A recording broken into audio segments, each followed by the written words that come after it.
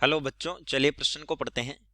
किसी अणु में समूहों के उपस्थित होने पर प्रधान समूह का चयन कीजिए। ये दिया है ब्रोमीन, NH2, Cl, OH। तो आइए प्रश्न की मुख्य अवधारणा पे बात करते हैं। मुख्य अवधारणा में जानेंगे क्रियात्मक समूह से क्या तात्पर्य है। वे समूह है जो किसी कार्बनिक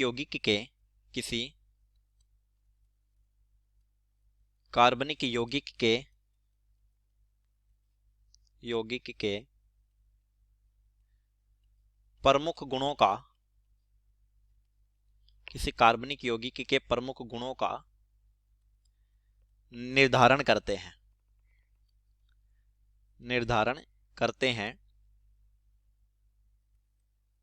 क्रियात्मक समूह कहलाते हैं, फंक्शनल ग्रुप कहलाते हैं।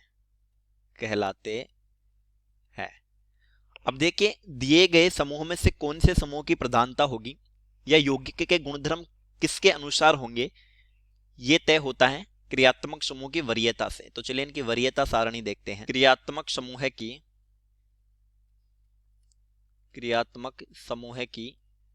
वरीयता सारणी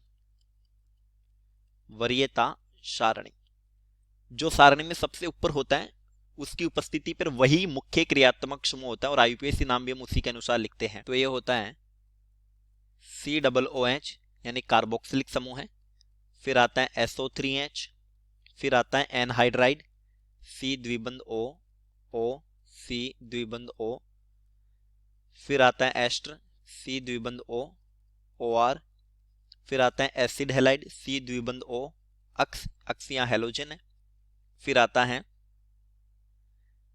C द्विबंध O NH2 यानी एमाइड, इसके बाद आता है नाइट्राइल, C त्रिबंध N, नाइट्राइल के बाद आता है CHO यानी C द्विबंध O H एल्डिहाइड समूह, फिर आता है कीटोन समूह C द्विबंध O, कीटोन समूह के बाद आता है OH समूह है, OH के बाद आता है SH समूह है, फिर आता है NH2 यानी एमीन, इसके बाद आता है ईथर के बाद आता है एपोक्साइड समूह है, फिर आता है इमीन समूह है, फिर आता है एल्कीन यानी कार्बन के मध्य द्विबंध वाली, फिर आता है एल्काइन, फिर आता है एजो समूह है N द्विबंध N, फिर NO2 समूह है, फिर आता है NO यानी नाइट्रोसो समूह है, इसके बाद आता है हेलाइड यानी अक्स, ये होते हैं हेलोजन, और फिर आता है alkane, halogen, fluorine, chlorine, bromine, iodine, और फिर एल्केन।